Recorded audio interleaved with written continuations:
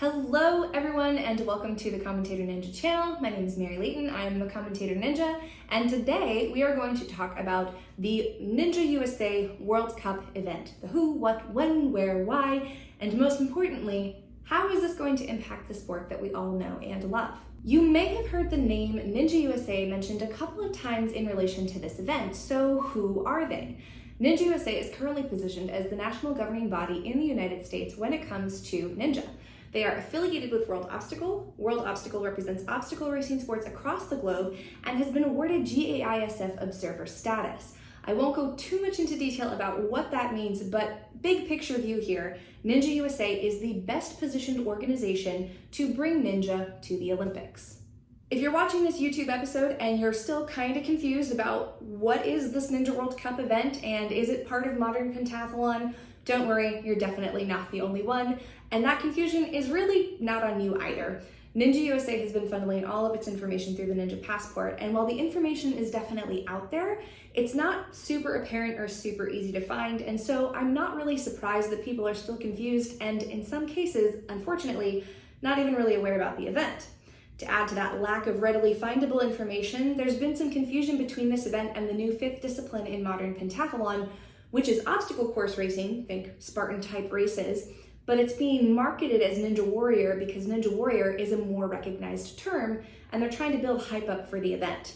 But to clarify, modern pentathlon, fifth discipline that is definitely being included in the Olympics, Ninja USA World Cup event, two completely different things. The World Cup event is essentially a test drive of what the future of ninja in the Olympics would look like. Head-to-head races on a course that stays the same throughout the years. Reason for that, of course, being that they want to have a world record. Of course, has to stay the same for that. This upcoming October World event is one of 4 World Cup events that will take place this year around the globe, with the World Cup finals taking place in the Philippines in August. Also happening next year in November is the World Championships, which will be a repeat of the same course and will take place in the United States, presumably with many athletes from other countries present. If you are an adult competitor, you can qualify for the World Championships and also Ninja Team USA. You'll be given 2 runs in the qualifying round at the October event, and the top 16 male and female competitors will compete in a head-to-head double elimination bracket for top 5. Those top 5 will advance to the World Championships. The same top 16 will compete in another double elimination bracket for top 5, which will decide who becomes Team USA and goes to the Philippines in August of next year. If you're a competitor that is under the age of 15, you'll have the same competition set up. Your junior national Team USA for the youth divisions, 9 through 11 and 12 through 14, will be decided by the top 16 double elimination bracket, and your top 5 competitors will qualify for the World Championships in November, as well as being crowned the junior national team. There's no World Cup final for the youth divisions as of yet. So what does that mean if you're Ninja Team USA? The junior national team will receive a $1,000 stipend to attend the World Championship event in Indiana, as well as some gear and potential other opportunities that haven't been announced or worked out yet. The adult Team USA will also be completely sponsored to attend the event in the Philippines, as well as receive a $1,000 travel stipend in addition to gear, etc. It's a pretty cool opportunity. In the big picture here, this World Cup event is supposed to be the first of many over the next 10 years or so that will eventually lead to ninja's inclusion in the Olympics. The key with these events over the years is to demonstrate to the Olympic Committee and potential sponsors that the best athletes are participating in the event and that ninja is a sport that can draw a big spectator audience. If we can get ninja into the Olympics, it will provide a path forward for athletes to make money in the sport. So, should you go? I've been doing a lot of research about this event and its potential with a lot of ninjas in the community. Originally, I wanted this episode to be an all-in absolute yes, go, but after some more thorough research, as well as the passing of time, I do have some reservations and I want to share them with you. None of these reservations are meant to say go or don't go one way or the other, but rather I just want to offer some additional perspective when making your decision about whether or not to attend this event. Before we get into my reservations, though, allow me to tell you about some exciting news. I had the phenomenal opportunity to do an interview with Jackson Huff from the Not in a Huff podcast, where we talked about all things ninja, including my experience on American Ninja Warrior, some of my thoughts and experiences that have led me to becoming the Commentator Ninja and advocating for female athletes to have equity in this sport, So please go check it out. Not in a Huff podcast. I'm going to link it in the show notes. The episode where it's me and Jackson having a conversation is going to be coming out August 17th. Really excited for it. If you're waiting in between now and then, or even after you listen to my episode, look at some of the other episodes that Jackson has. He's just interviewed a bunch of super interesting people. I was thrilled when he reached out to me, honored, honestly. Really interesting podcast, lots of interesting people. Definitely go check it out. And now, back to my reservations. I want to start by saying that I think Ninja USA is trying to do a lot of things right. Their intentions seem to be good.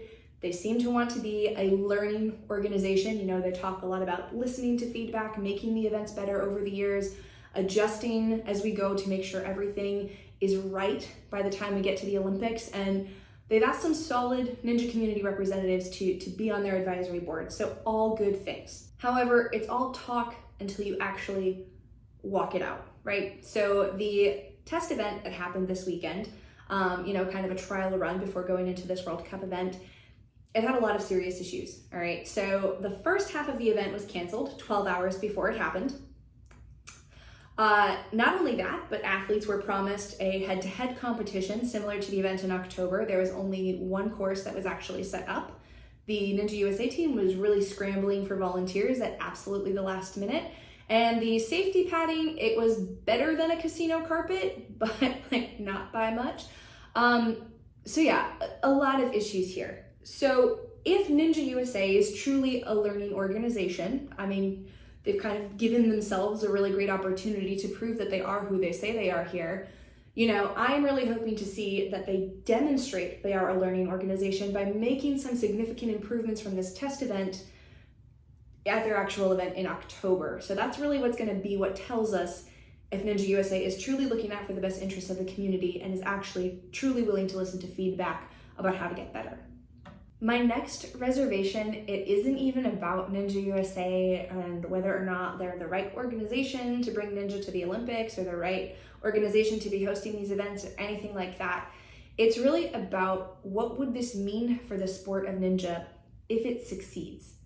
So if you go to a gymnastics gym right now, you immediately start on a progressive training path that's meant to prepare you to be able to compete at an Olympic level. Ninja USA does have some plans to add an endurance course that would change year over year for inclusion in the Olympics, as well as a speed course. But what would likely be the most well-known thing about Ninja in the Olympics is the speed course.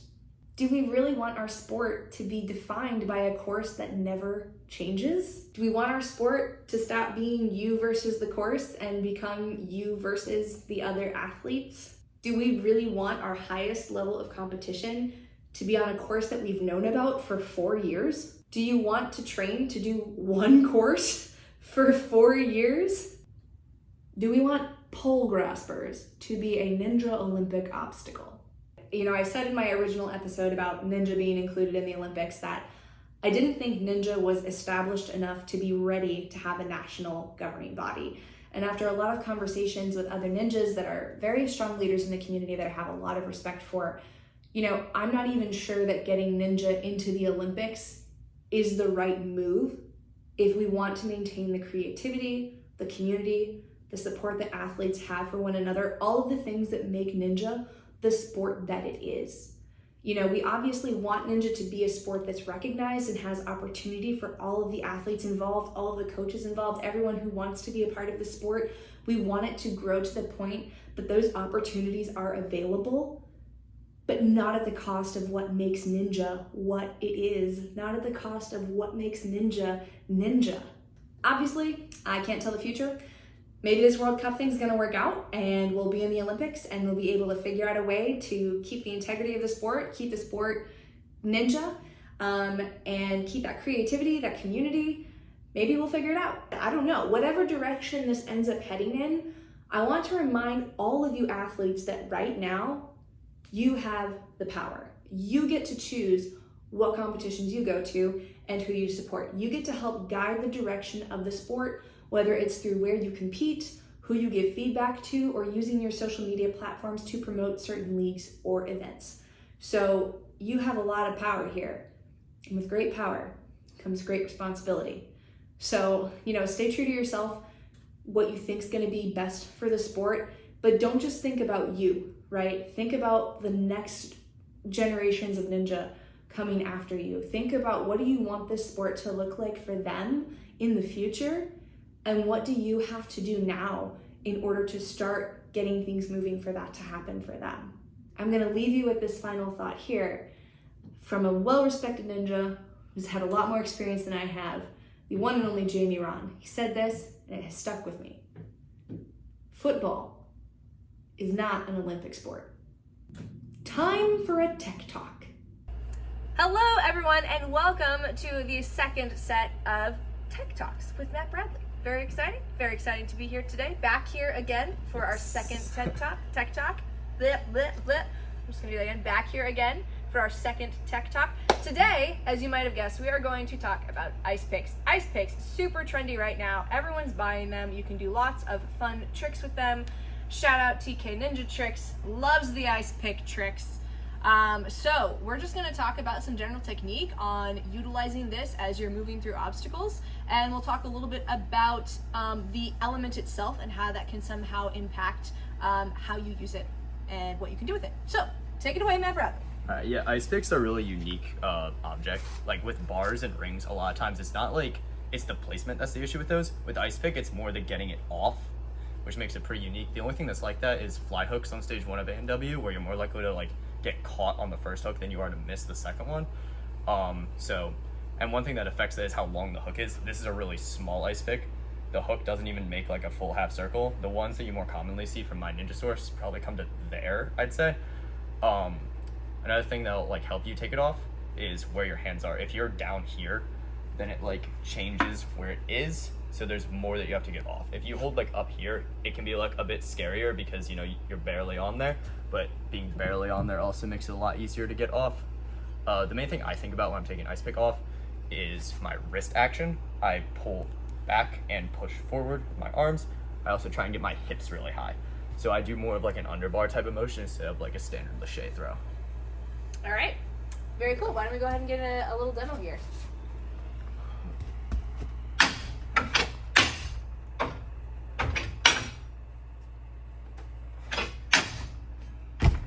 All right, Matt, so I'm gonna have you do that one more time. So you mentioned 3 things that you do when you're going for a transfer. There's the hand placement, you flick the wrists, push with the shoulders, and you do something with your hips. So go through that one more time, and then we're gonna film that again so that you guys can identify it and hopefully replicate that in your training when you try to go for these moves. So when I throw, I like to bring my legs up really high. When you pop your hips, the amount of like difference in your body's angle is what gives you power. So normally when you kick up, your body's like this and it comes just straight. When I kick up, I'm more angled, so my hips can travel more distance. This gives me more power, and because my legs are up higher, I'm popping my hips in a more upwards direction, which gives me more time to bring the ice pick around. So you mentioned something with the wrists and the shoulders. Talk about what you do with that too. Yeah, so with the wrists, I like to have my hands kind of spread. Top hand comes back, bottom hand goes forward. So that. Sick. All right, let's do the demo again. Watch for those movements, guys.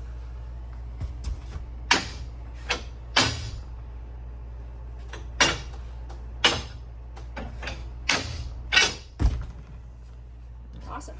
Very cool. There's also a second way you can take the ice pick off. You see the Folsoms do this. They'll hold one hand really high, one hand a bit lower.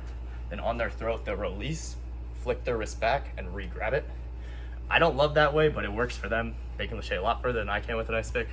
So that is a way you could try. It can just be a little scary. And if you don't get it off, it kind of hurts your shoulder. We don't like hurt shoulders. Yeah. We don't like hurt shoulders. Mm-hmm. Okay.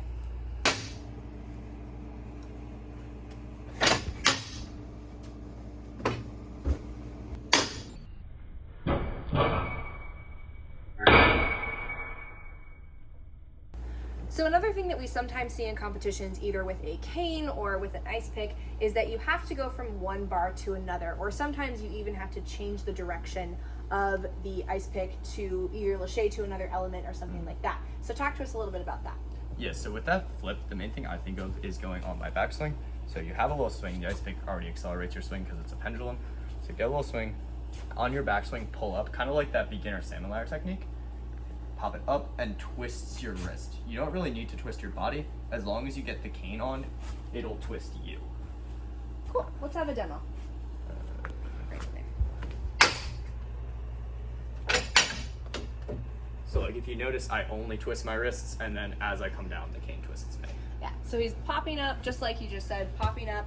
His body stays in exactly the same position, facing there. It's a quick flick of the wrist, so you don't have to be super aggressive with it. Yeah, just need that little pop. Yeah, quick little subtle motion. Mm-hmm. Very cool. I'm Mary Layton, the commentator ninja. And I'm Matt Bradley. Thank you for coming to my tech talk. That's about all we have time for today. As always, special thanks to Matthew Bradley for being open to doing these tech talks with us on the Commentator Ninja channel. We're super happy to have him on board here with us today. Be sure to check out the Not in a Huff podcast episode that's coming out on August 17th with me. Very excited for you guys to hear that interview. There's going to be a link down in the show notes, of course, for you to go check that out and all of his other amazing podcasts with super interesting people. And be on the lookout for our next episode, which will be about who should be coaching your kids. This is Mary Layton, the Commentator Ninja, signing off.